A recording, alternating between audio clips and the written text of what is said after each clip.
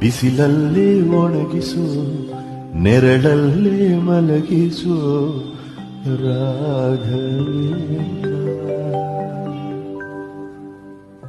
ಬಿಸಿಲಲ್ಲಿ ಕೆಂಪಾಗಿ, ನೆರಳಲ್ಲಿ ತಂಪಾಗಿ, ನಗು ನಗುತ್ತಾ ಇರುವೆ. ಈ ಸಾಲಲ್ಲಿದೆ ನೋಡಿ, ನಗು ನಗುತ್ತಾ ಇರುವೆ. ನಾವೆಲ್ಲರೂ ಎಷ್ಟು ಹೊರೆಯನ್ನು ಹೊರ್ತೀವಲ್ಲ ತಲೆ ಮೇಲೆ.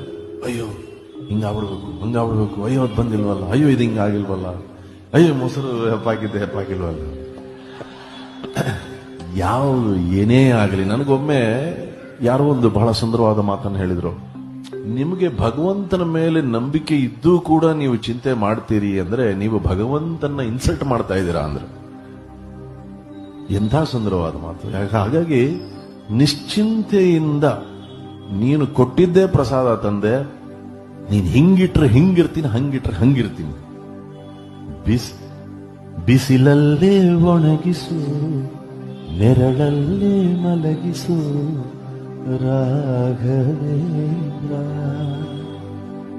ಉತ್ತರ ಕೊಡ್ತಾನೆ ರಾಘವೇಂದ್ರನ್ಗೆ.